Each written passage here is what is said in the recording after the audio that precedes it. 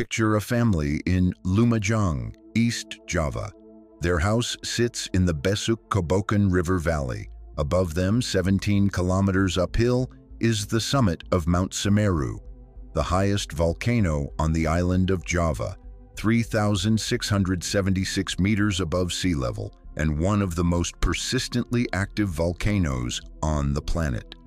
In December 2021, a pyroclastic flow came down that valley and killed 51 of their neighbors. It buried houses to their rooftops. It destroyed bridges. It forced nearly 2,000 people from their homes. That family rebuilt in the same valley, not because they didn't understand the danger, because they had nowhere else to go. This week, the volcano above their house fired 53 explosive eruptions in a single day. Not 53 small steam vents, 53 seismically recorded explosions, each one capable of sending a column of dense gray ash hundreds of meters into the air, each one potentially triggering the kind of dome collapse that sends a pyroclastic flow down the drainage channel that runs past their front door. 53 in one day, and that is not even the number that should alarm you most.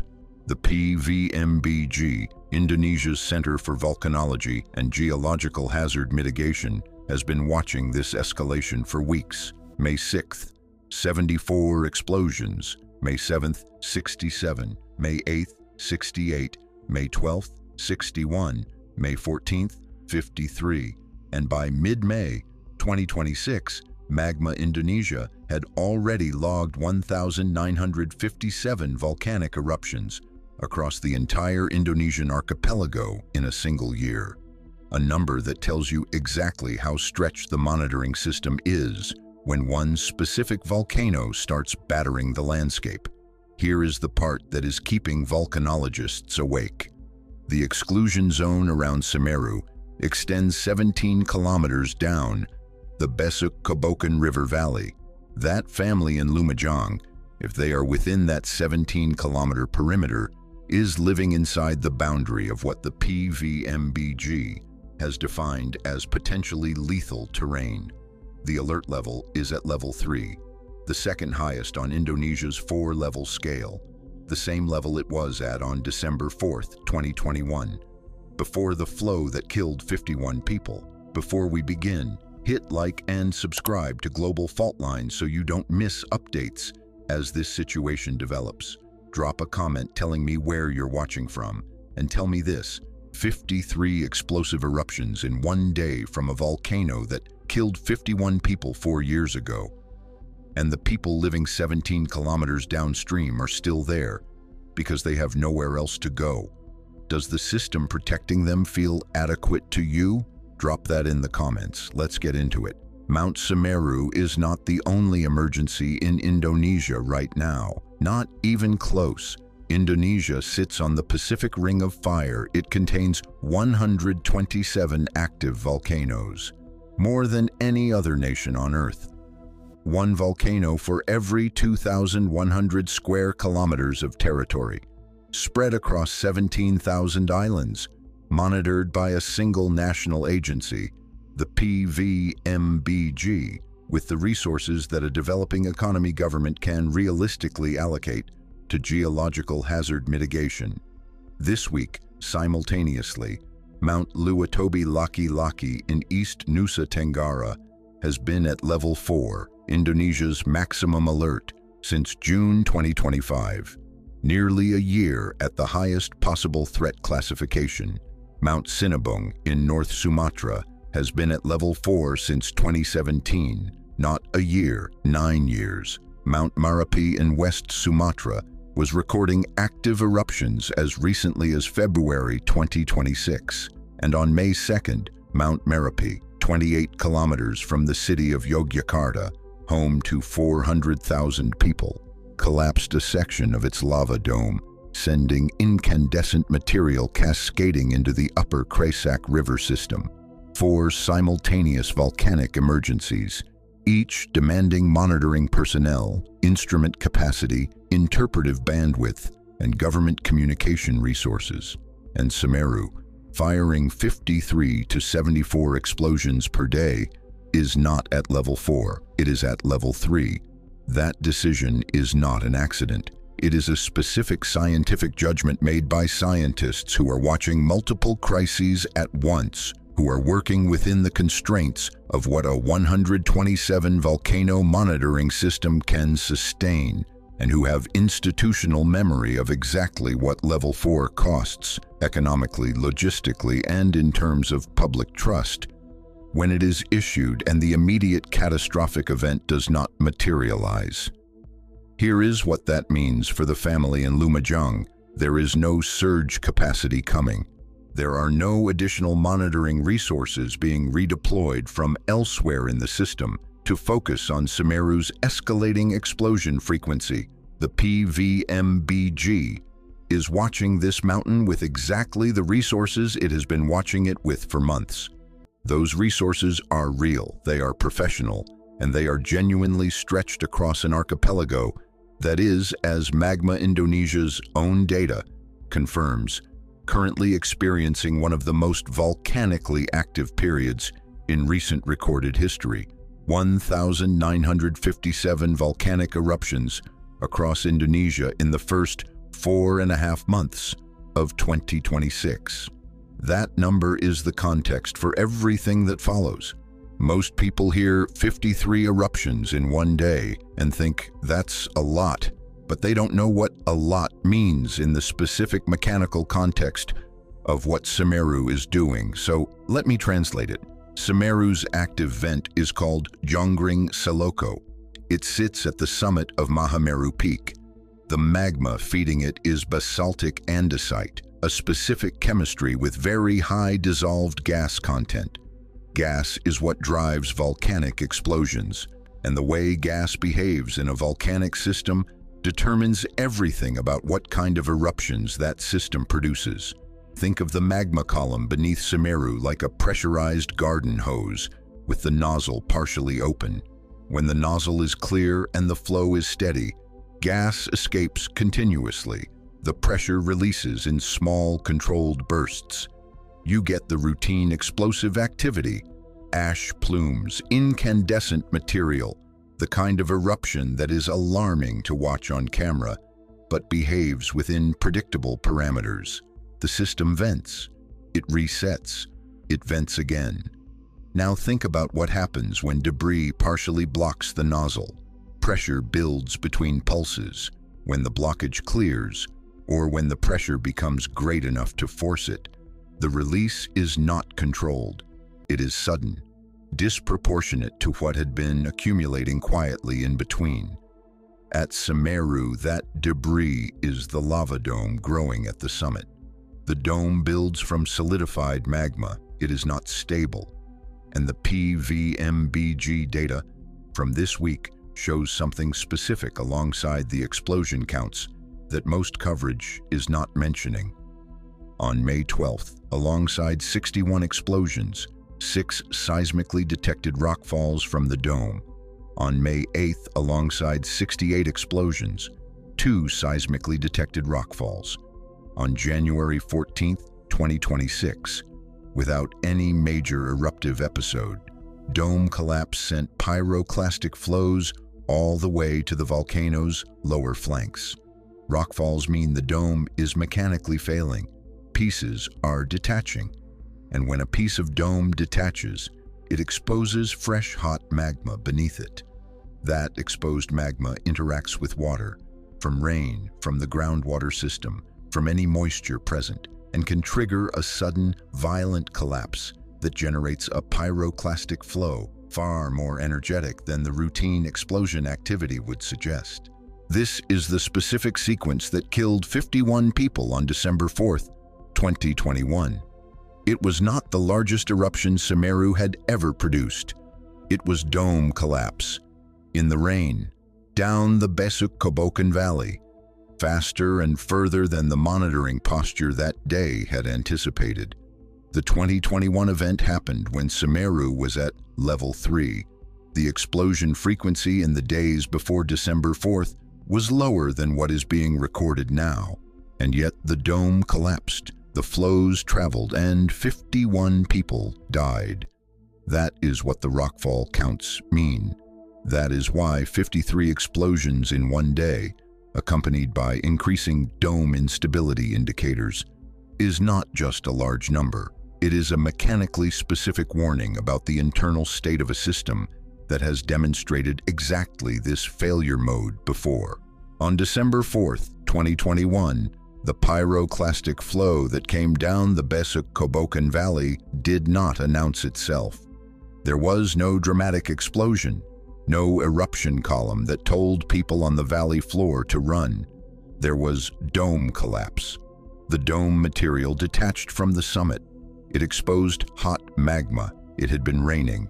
The interaction was rapid and violent, and the flow that resulted traveled down the drainage channel at speeds that no one in its path could outrun. It destroyed a bridge. It buried homes to their rooftops. 51 people died. Nearly 2,000 were displaced. The 2021 eruption occurred during Indonesia's wet season, when rainfall saturates pyroclastic deposits and mixes with them to create lahars. It occurred at level 3 alert. It occurred on a mountain that had been erupting continuously since 1967. Here is why 2026 is different, and not in a reassuring way. The explosion frequency in the week before December 4th, 2021 was lower than what the PVMBG is recording now. The dome instability indicators, the seismically detected rockfall counts, are present in the current data in ways that were not characteristic of the pre-collapse period in 2021. And the accumulated pyroclastic deposit on Semeru's flanks, the material produced by 308 recorded eruptions in January 2026 alone, and hundreds more in February, March, April, and into May, is substantially greater than it was 4 years ago. That accumulated material matters. It is sitting on steep slopes above drainage channels. It is the raw material that transforms into lahars when water reaches it. In 2021, the flow that killed 51 people was described by NASA Earth Observatory as a pyroclastic flow that likely mixed with rainwater and morphed into muddy lahars as it rushed down the mountain. The same drainage, the same mechanism, more accumulated material, higher baseline explosion frequency, increasing dome instability. The echo of 2021 is not an argument that 2026 will produce the same outcome. It is a precise identification of the conditions that made 2021 possible, and a documentation that those conditions are currently present at elevated levels. There is a factor in Semeru's current situation that is not appearing in the alerts, not appearing in the aviation advisories, and not appearing in standard news coverage of this escalation. It is the seasonal transition. May in East Java is the end of the wet season and the beginning of the dry season. On the surface, this sounds like improving conditions. Less rain, lower lahar risk, the river running clearer. That is the wrong way to read the seasonal transition for a system like Semeru in 2026. Here is the correct way to read it. Indonesia's wet season, October through April, has been depositing rainfall on Semeru's slopes for 6 months. That rainfall has been triggering lahars throughout the season, but it has also been saturating the ground continuously, which means the pyroclastic material accumulating from Semeru's eruptions has been mixing with water constantly and flowing away in small, frequent events. The dry season transition changes that dynamic in one specific and dangerous way. The pyroclastic material that does not flow away in the small, frequent events of the wet season accumulates on the slopes. It dries.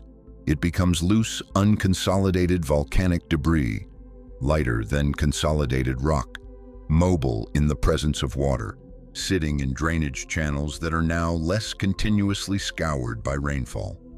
When the dry season's periodic storm events arrive, the intense but irregular rain events that characterize the early dry season on Java, They hit this accumulated material differently than wet season rain does.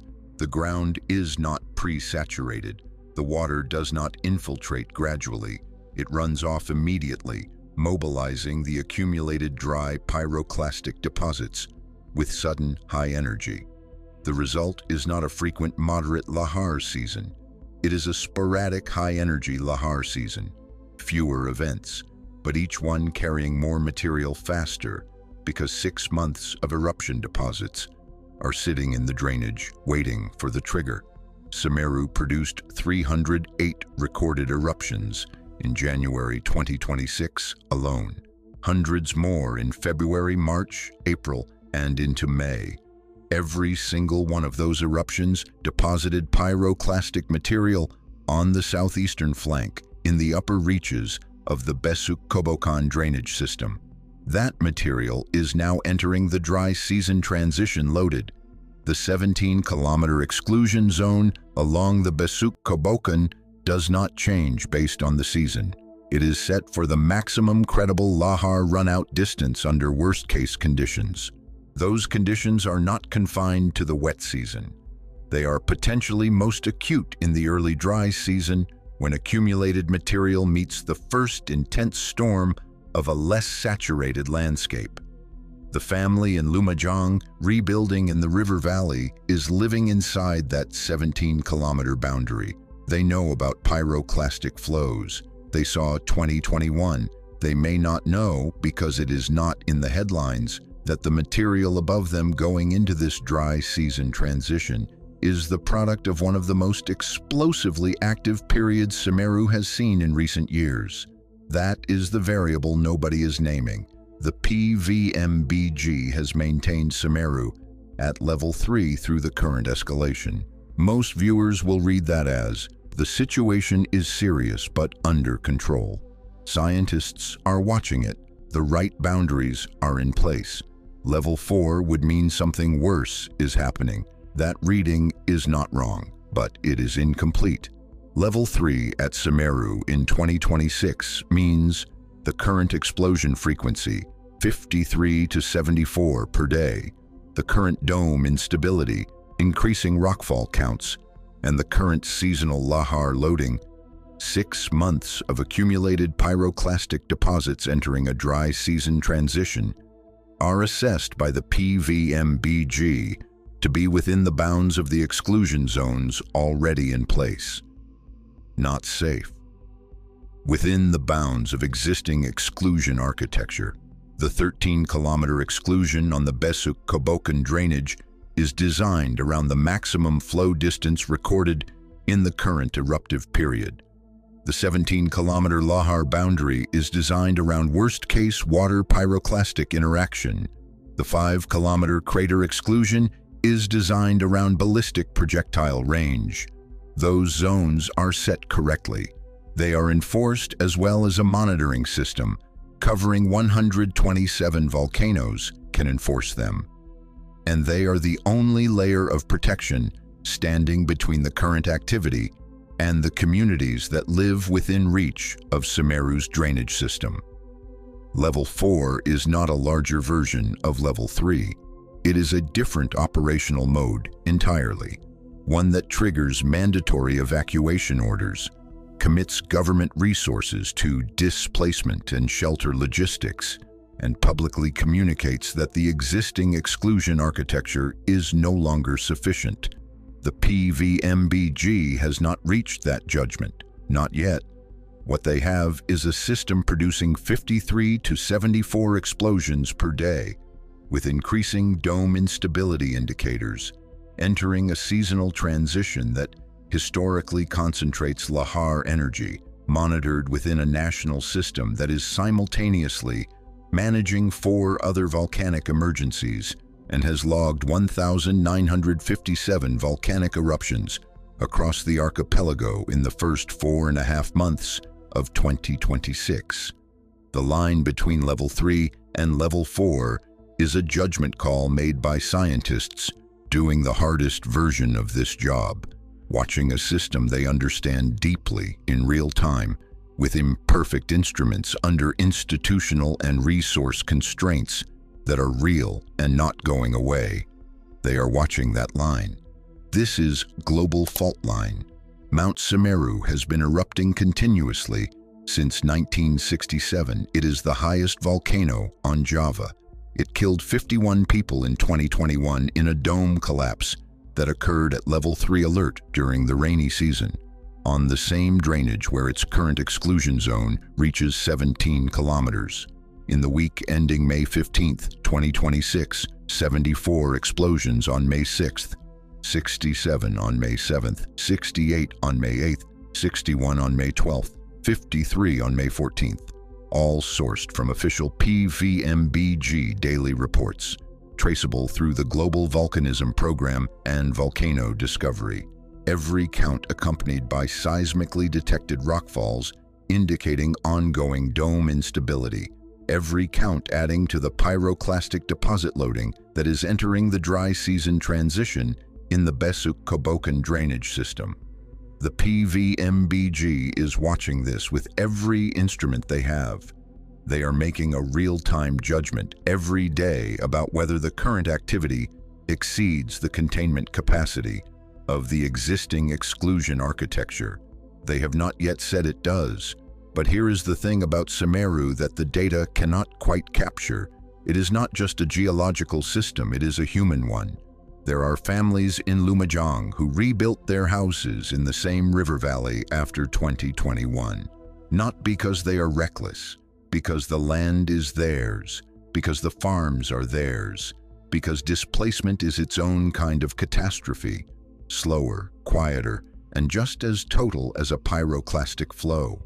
Those families are living inside a 17-kilometer hazard boundary on a volcano that is currently firing more explosions per day than it was firing in the days before the event that killed 51 of their neighbors. The volcano is not going to stop. It has not stopped in 58 years. The seasonal transition is not going to reverse. The accumulated material in the drainage channels is not going to move itself. What is going to determine the outcome? For the families in that valley, for the monitoring system watching from above, for the judgment call that separates level 3 from level 4, is whether the dome holds, whether the next rockfall is the one that exposes enough fresh magma to trigger a collapse that exceeds the exclusion zone, whether the next storm event is the one that mobilizes enough accumulated material to send a lahar further than the 17-kilometer boundary was drawn to contain. Those questions do not have answers yet. The instruments are running, the scientists are watching, and 17 kilometers down the Besuk Kobokan from Semeru's crater, people who know exactly what this mountain can do are going about their lives, because that is the only choice the system has left them. This analysis is based on official PVMBG daily monitoring reports, verified through Volcano Discovery's Advisory Archive, MAGMA Indonesia, the Global Volcanism Program / Smithsonian Institution, and Terra News, and Tempo.co, covering the period April 29th through May 15th, 2026.